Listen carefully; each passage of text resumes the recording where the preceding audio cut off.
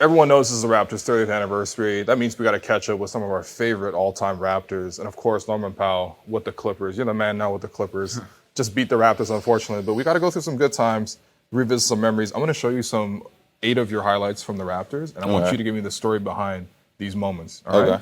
We'll start with the first one. You've probably seen this a million times, but you're probably not going to get sick of this.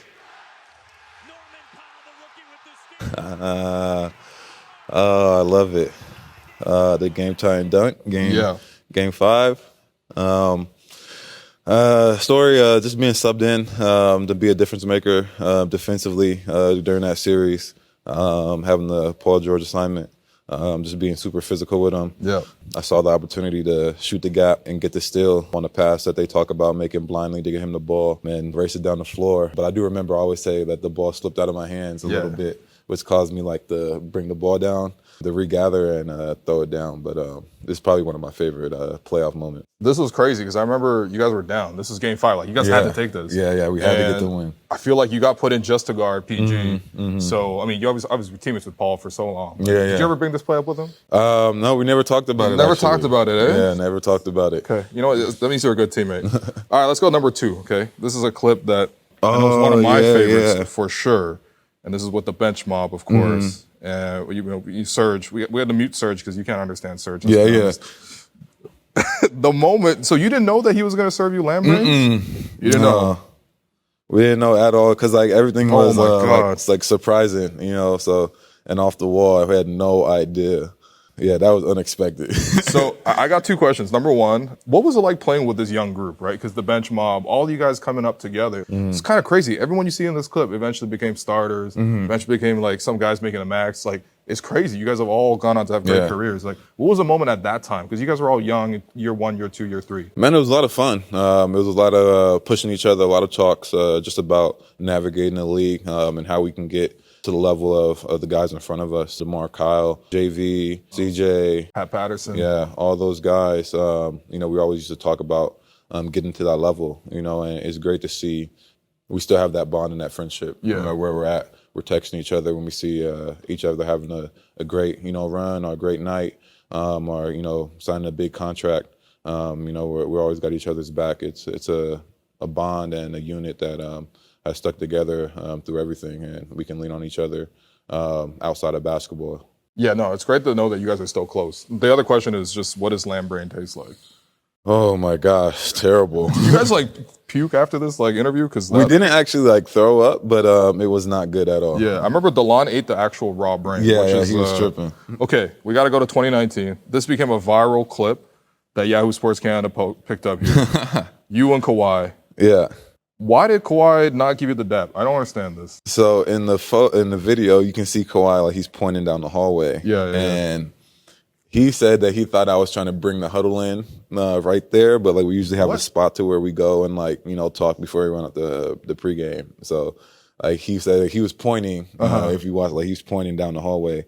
And he thought that I was trying to bring the huddle in. Okay, got you. I mean, it's just a hilarious moment, man. Yeah, it was a huge meme. I leaned into it. It's fun times, but Kawhi's my guy. Of course, man. Okay, this is actually, I shot this video. I'm standing 1 meter away from you right now, and we're doing post-game interviews, and you just decided to just empty this whole bottle on yourself. Talk to me about the 48 hours after you won the championship. I know it must have been a blur. Yeah, I mean, it was awesome, man. I just was just in the moment. It was a great time. As a kid, dreaming of winning an NBA championship and then doing it in a city and a country that's never won one before.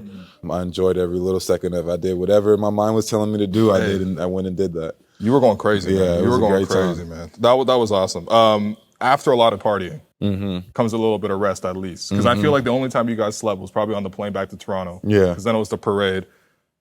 Walk me through the decision. Were you actually sleeping with the I was definitely not sleeping with the trophy. This is stage for sure. Okay. 100% stage. So what was the idea behind this? I just wanted to, get one of sleeping with the championship trophy. I thought it would be funny and pretty cool to do. Fred actually took the photo of it. Oh, wow. I was like, yeah, give me one like this. It look good. Yo, I love that you added in the layer of the blanket, too.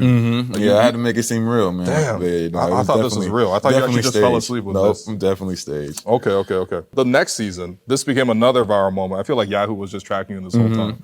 But you're coming out the shower. Rondé is giving post-game interview. I don't know why, but he's talking, and all of a sudden, you come over, you snatch the hat, and he gives the infamous line.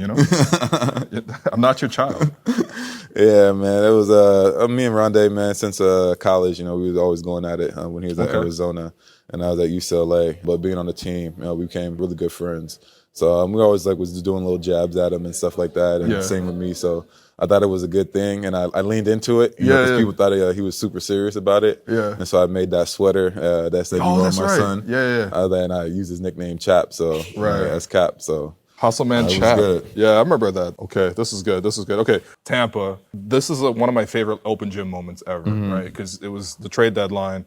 All these scenes here, I mean, you see the tears drying on your face, but walk me through that day, because that must have been crazy. Yeah, I mean, it was super emotional, Did you see it coming? Like, was that? No, I didn't think I was being traded. I actually got a call from my agent, like literally right when the trade deadline was about to close, and said nothing was going on.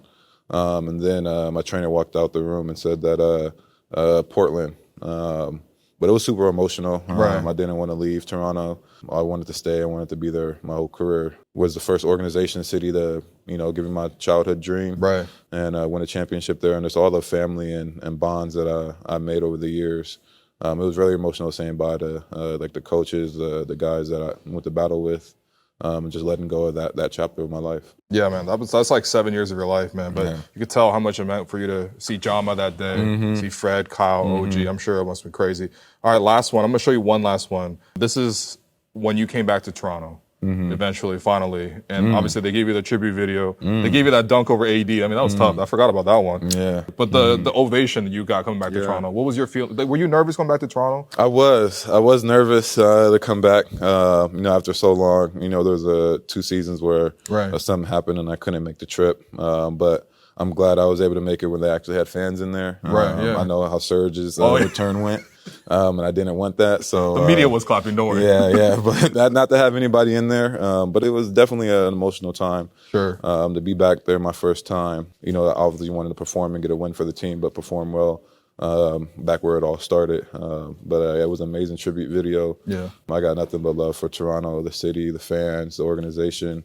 It was an amazing time for me. Yeah. Well, listen, Norm, you know this already, but you're a Toronto legend. You're a Raptors legend. Appreciate you, man.